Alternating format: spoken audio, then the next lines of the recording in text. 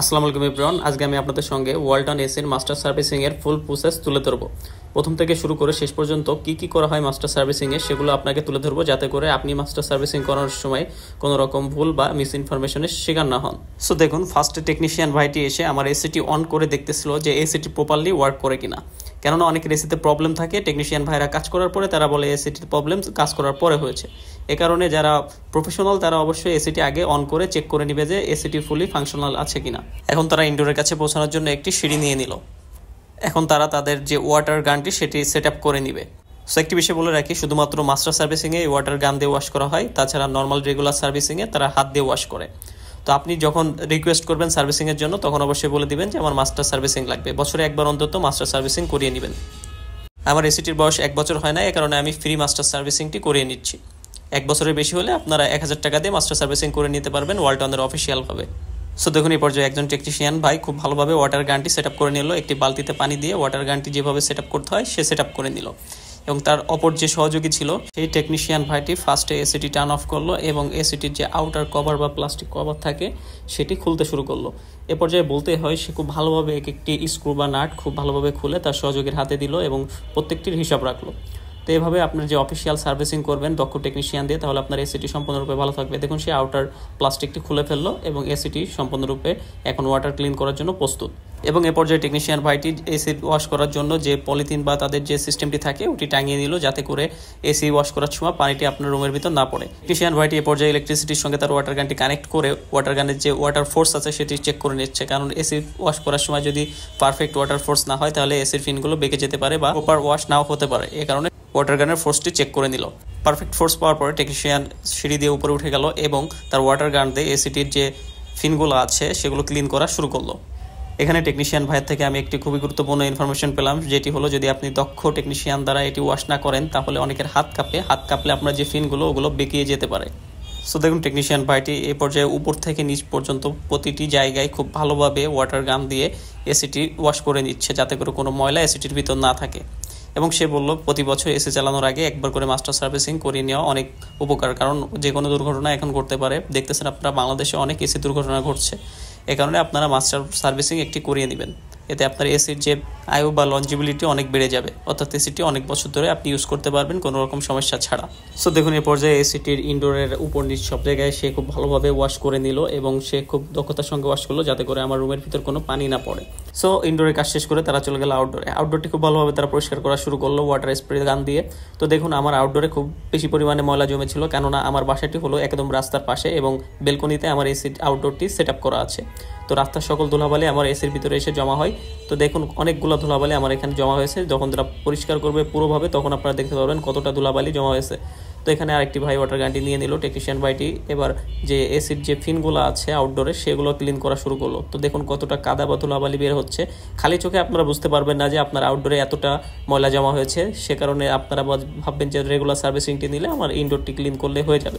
কিন্তু না, আপনারা অবশ্যই বছরে একবার মাস্টার সার্ভিসিং করবেন, যাতে করে আপনার আউটডোরটি খুব ভালোভাবে পরিষ্কার থাকে। আউটডোরটি ভালোভাবে পরিষ্কার না হলে আপনারা যে এয়ার ফ্লোটি সেটা ভালোভাবে পাবেন না এবং অনেক সময় আপনারা যে ফ্রেশ এয়ার সেটিও পাবেন না, কারণ ধুলাবালি জমা হয়ে আউটডোরটি খুব ভালোভাবে এয়ার ইন বা এয়ার আউট করতে পারবে না।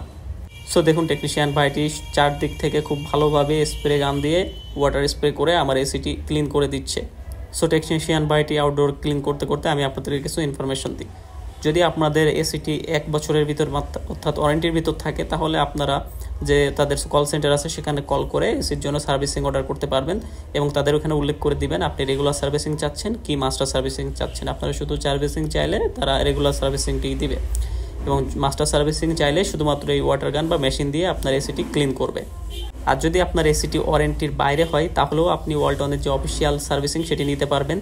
যদি আপনারা রেগুলার সার্ভিসিং নেন তাহলে 800 টাকা করে নিবে, আর যদি মাস্টার সার্ভিসিং নেন তাহলে 1000 টাকা নিবে।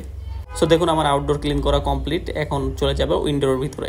সো দেখুন, আউটডোরটি ফুলি ক্লিন করার পরে আমার আউটডোরটি কেমন আউটলুকে চলে আসে। আউটডোরটি ফুল ক্লিন করার পরে আমার আউটডোরটি আমার মনে হলো যেমন নতুন কিনেছিলাম ঠিক তেমনি চকচকে হয়ে গেল এবং আউটডোরটি ফুল পাওয়ারে কাজ করতে পারবে। সো ইনডোর আউটডোর দুটি ওয়াটার গানতে পরিষ্কার করার পরে তারা এখন এয়ার ফ্লো গানটি নিয়ে নিল যে ইনডোরটিতে যে অতিরিক্ত পানি জমা হয়েছে সেগুলো ক্লিন করার জন্য।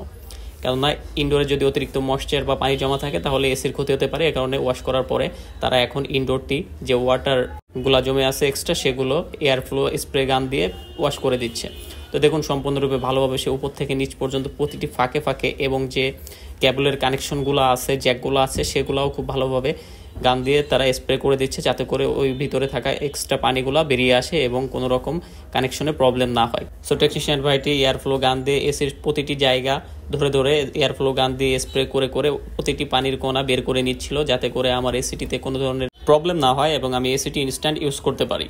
সো আপনারাও যখন মাস্টার সার্ভিসিং করবেন এই বিষয়গুলো লক্ষ্য রাখবেন। টেকনিশিয়ান যদি কোনো একটি স্টেপ আপনাদেরকে এড়িয়ে যায় তাহলে আপনি নিজের দায়িত্বে সেগুলো তাকে বলবেন যে এই স্টেপটি আপনি করলেন না কেন, আপনি এই স্টেপটি করুন, না হলে আমার এসির যে ফাংশনালিটি যেগুলো আছে সেগুলোতে প্রবলেম হতে পারে। তো আপনারা চাইলে এই ভিডিওর স্টেপগুলো তাদেরকে দেখিয়ে দিতে পারেন যদি কোনোটি সে এড়িয়ে যায় এবং অস্বীকার করে।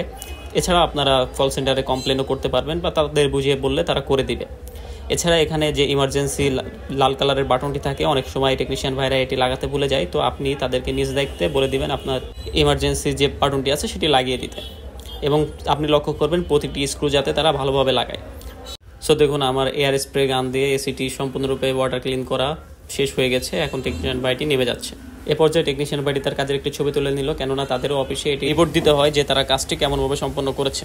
সো ফুল ক্লিনিং প্রসেস সম্পূর্ণ হওয়ার পরে টেকনিশিয়ান ভাইটি এসে যে আউটার কভারটি আছে বা প্লাস্টিকটি আছে সেটি ভালোভাবে লাগিয়ে নিল এবং চাপ দিয়ে ওয়ালের সঙ্গে খুব ভালোভাবে ফিটিংস করে নিল, এবং এখানে যে কানেকশন কেবলগুলো আছে সেগুলো খুব ভালোভাবে কানেক্ট করে দিল, এবং সে বারবার লক্ষ্য করছিল কোনো সাইডে কোনো ফাঁকা বা গ্যাপ থেকে যাচ্ছে নাকি। তো ফিটিংসের ক্ষেত্রে সম্পূর্ণ কাজটি আপনারা টেকনিশিয়ান ভাইদের উপর ছেড়ে দিবেন না, আপনারাও লক্ষ্য রাখবেন যে আপনার এসিটি আগে যেভাবে ফিটিংস ছিল ঠিক সেভাবে ফিটিংস হচ্ছে নাকি, এবং টেকনিশিয়ান ভাইটি প্রতিটি কেবল বা কানেকশন সম্পূর্ণরূপে ভালোভাবে লাগাচ্ছে নাকি, এবং লাগানোর পরেও আপনি চেক করে দেখবেন আপনার এসির যে ফিটিং সেটি ভালো হয়েছে নাকি। না হলে আপনি টেকনিশিয়ান ভাইকে বলবেন, সে আবার ফিটিংস করে দিবে, কেননা একবার কাজ করে চলে যাওয়ার পরে আপনি আর সেটি ক্লেম করতে পারবেন না। এসিটি ফিটিংস করার পরে যে এয়ার ফিল্টার আছে ভাইটি এয়ার ফিল্টারটি বসিয়ে দিচ্ছে। এর মাঝে আরেকটি টেকনিশিয়ান ভাই এয়ার ফিল্টার দুটি খুব ভালোভাবে পানি দিয়ে ক্লিন করে নিয়েছিল, এবং যে প্লাস্টিকের কভারগুলো ছিল সেগুলো সে ভালোভাবে মুছে ক্লিন করে নিয়েছিল। সেটি ভিডিওতে দেখানো হলো না, বাট এগুলোও তারা ক্লিন করে নেয়। সো দেন সব কিছু ফিটিংসের পরে সে যে স্ক্রুগুলো বা নাটগুলো আছে সেগুলো ভালোভাবে ঠিক পজিশনে লাগিয়ে নিল, এবং স্ক্রুগুলো লাগানোর পরে যে আপনার এয়ার ফ্লো যে প্লাস্টিকটা থাকে সেটিও ভালোভাবে লাগিয়ে নিল ঠিক পজিশনে। এরপর সে এসি ডিসপ্লে কভারটি লাগিয়ে নিল এবং ভিতরের কানেকশনগুলো সম্পূর্ণরূপে কানেক্ট করে দিল। এরপর সে এসিটি অন করে দিল এবং এসির যে পারফরমেন্স সেটি ঠিক আছে নাকি বা এসিতে কোনো প্রবলেম আছে নাকি সেটি চেক করার জন্য এসিটি অন করে কিছুক্ষণ রেখে দিল। তো আমি আউটডোরে দিয়ে দেখাচ্ছি আপনাদেরকে। আউটডোর থেকেও খুব ক্লিন একটি হাওয়া বেরোচ্ছে এবং কোনো শব্দ বেরোচ্ছে না। এয়ার ফ্লো নর্মালি যে শব্দটুকু ওটুকু বেরোচ্ছে, এবং আউটডোরটি খুব তাড়াতাড়ি অন হয়ে গিয়েছে, এবং ইনডোরটিও খুব ভালোভাবে কাজ করছে, খুব কুল হাওয়া বের হচ্ছে। অর্থাৎ আপনি সার্ভিসিং করানোর পরে যেটি আশা করেন ঠিক তেমনই পারফরমেন্স পাবেন। সো এগুলোই ছিল ওয়ালটন এসির যে অফিসিয়াল মাস্টার সার্ভিসিং আছে সেগুলোর A to Z প্রসেস। তো আমি আপনাদেরকে প্রথম থেকে শেষ পর্যন্ত প্রত্যেকটি প্রসেস খুব ভালোভাবে দেখিয়ে দিলাম, যাতে করে আপনারা আপনাদের এসিটি সার্ভিসিং করানোর সময় কোনো রকম হ্যাসেল বা মিসগাইডের শিকার না হন, এবং প্রতিটি স্টেপ টেকনিশিয়ান ভাই দ্বারা ভালোভাবে করে নিতে পারেন।